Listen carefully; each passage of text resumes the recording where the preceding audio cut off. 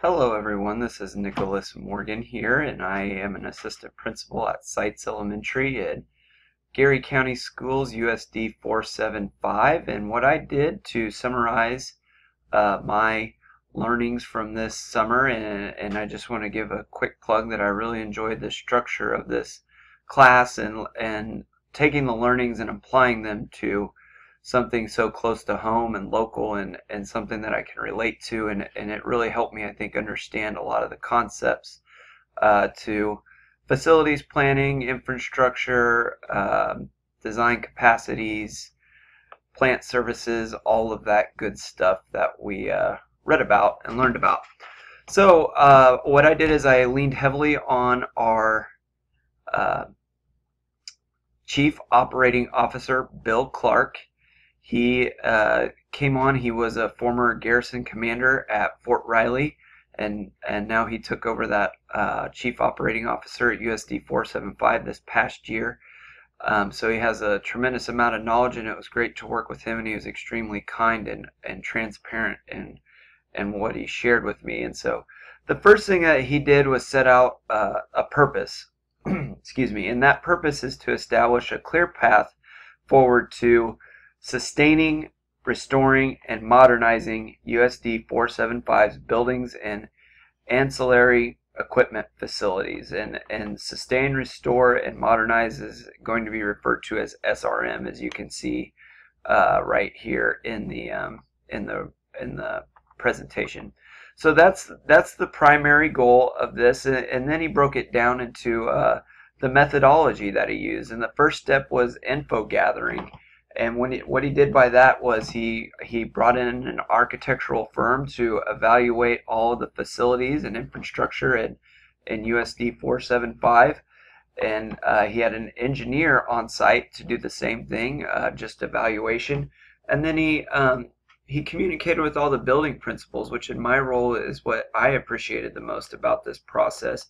And he got their feedback and their top priorities of facility and infrastructure and plant service needs at their local facility, at their home facility.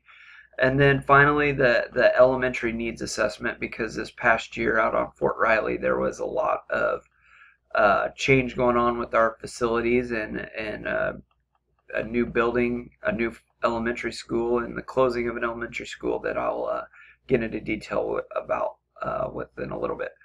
The second part of the methodology is to establish categories and subcategories. So the main categories were the space needs, infrastructure needs, and then safety and security needs, which is a big part of every school. And then I think it really hits home at Fort Riley and around Junction City with our soldiers and the things that they have to do on a daily basis that might cause some stress and disorders, as you all know. And then the subcategories were kitchen equipment, vehicle replacement, equipment replacement, fine arts, athletics, and then finally the big one is technology. And so after that, the next step was to establish priorities and prioritize the subcategories within a major category is how the first step in that process of establishing priorities, and then prioritizing schools within each subcategory. And then after that, once that data is collected and the priorities are set, the next step is to set category expenditure ratios, which he provided to me in a spreadsheet. That I'll admit was a little overwhelming and a little over my head at first, but after kind of walked me through it and I looked at it and began to understand it a little bit better. And then finally, the last step in the methodology is plan development and refinement. And this is where begin implementing the strategies that I just described, identify the specific costs of each project, and then the big thing is develop a yearly plan and review and refine that plan as you go along. So this is all part of a 6-year plan beginning in 2015 and running through 2020. It was presented to our board, and they approved it, and went with it, and that's kind of where we're at right now.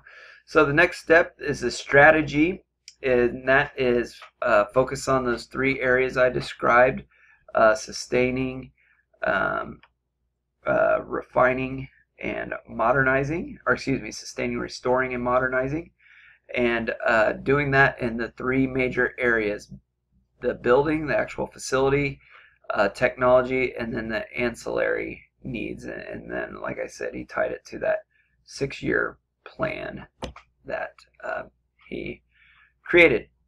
So there were some key things, key issues, and considerations to make in the infrastructure planning in USD 475 through this process, and they pretty much are mainly focused around Fort Riley for this current school year, but the 6-year plan obviously had some pieces built into it. But there's three new facilities that just have opened up in the last 3 years at Fort Riley: Sites Elementary, Fort Riley Elementary, and Fort Riley Middle School. There's a recent major renovation to Ware Elementary on Post of, I think, about $10 million. And then the next one is the prospect of the closing or tearing down of Jefferson and Morris Hill Elementary, in the process of creating a new Jefferson Elementary, combining those two enrollments into one larger building, as those are two small elementary schools on Fort Riley. And just considering their upcoming projects and monitoring what may be a good goal for the short term, and maybe what might be something that they can defer in the event that we get some funding from OEA, because with those being located on the military base, we do have some, they can cover a big chunk of the funding on that, the OEA can. And then the next part was to consider some key issues in infrastructure within the Junction City realm of things, and those new facilities within the last 5 or 6 years are Spring Valley Elementary and Junction City Middle School. Recent renovations to the Freshman Success Academy. They're currently working on Westwood Elementary. Washington Elementary and Larry Dixon Center also had some recent renovations. And then the big kind of, I think, elephant in the room at USD 475 is when we're going to get a new high school. And the Deaver Center is included as a part of that. That's kind of the big thing that the public, the community, our leadership team is working on getting together, and I think starting the process of preparing a bond issue. And so these are the things that must be considered through that SRM methodology and strategy. Moving on, like I said, that 6-year plan, one thing that I wanted to make sure that I did include is the flexibility in that plan that our CIO shared with me, COO, Chief Operating Officer. And that's just, you can adjust the program to meet the needs at any time. And then the funding that's going to be available, as we all know, that when this was created was a big question mark, and then the inflation for future projects, what that's going to look like and how that will be moving forward. So like I said, the big thing is just the bond issues and bond planning, just kind of an overview in USD 475. They did approve a $33 million bond issue in 2005 for Spring Valley Elementary and Fort Riley Middle School. Excuse me, I think that actually should be Junction City Middle School. I apologize, because the Fort Riley Middle School was funded by OEA, like I mentioned earlier. And this was in anticipation of the growth of Fort Riley with the Big Red 1. Obviously, it increased the enrollment there in town, along with some enrollment spikes at Fort Riley also. And then, like I said, I think they're getting together. They're in the early stages of bond planning for New Junction City High School. We do have a first-year superintendent. This was our COO's first year, our assistant superintendent's second year.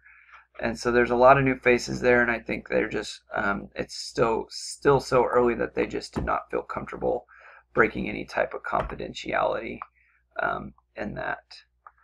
Oops, I hit the wrong button here.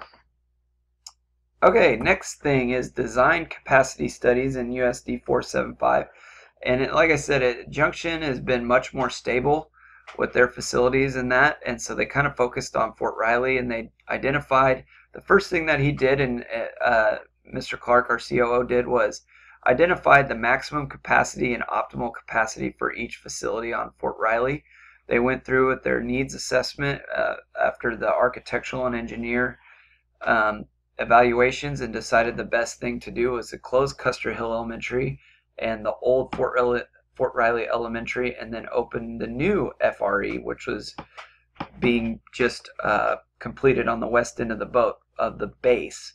So this forced us to redraw the boundaries and adjust enrollments for each elementary school. And so what he did is he looked at the 2014 enrollment data and the Corvallis housing data, and came up with an elementary attendance to homes available rate. And you can see he took the enrollment base off of the October 14th data from USD 475, and then the homes available from Corvallis about a couple weeks later, and found that there's about 0.56 projected attendance to homes available rate. So he could kind of project what the upcoming enrollment was going to be on Fort Riley. So, and the nice thing is, like I said, he's a garrison commander, so he created a list of facts and assumptions, or a list of assumptions off of known facts, and those are that, the sequestration, that what could possibly happen. We just found out at the end of last week we are losing 615 troops at Fort Riley, which is not good, but it definitely could have been a lot worse. And then, like I said, he has his Fort Riley connections with the leadership there, so I think he has some insight to some additional information. And then, most of all, what's going to happen with Congress and the OEA funding for the new Jefferson Elementary, what the timeline is for that, and etc. is the other thing that he worked on when creating this. So the boundary changes were primarily on Fort Riley, and he created 4 options that are based off weighting and criteria when he looked at how to change those boundaries. And you can see those are the population, capacity of each building, the Fort Riley leadership vote he took from them, he got input from them, he considered the flexibility, and then excuse me, also the funding that goes into it, and kind of made a matrix and accounted for everybody's opinions and the weight on each opinion, and went from there to present to the board what he thought the best options were for redrawing the boundaries. And then finally, the last area that we learned about that he worked with me is our plant services in USD 475, and our custodial, maintenance, grounds, and transportation services are all outsourced. We just recently, in the past week, had a 5-year contract signed and approved by our board for B&B busing services. Our GCA custodial, maintenance, and ground services has been a huge controversy in the district since they took over probably about 3 to 4 years ago. I think the district is trying to save some money, and they're getting what they paid for. So they've kind of been put on notice through this next year, is what Mr. Clark communicated to me.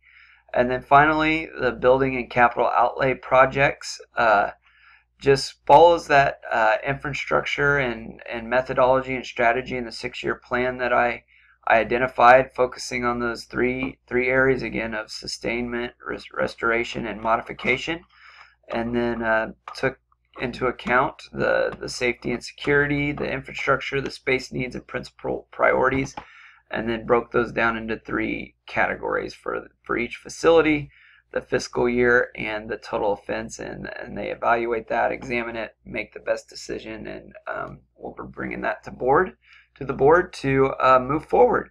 So that's kind of all I have. Thank you very much. It was a great semester, and I appreciate everything. Have a wonderful day, everybody.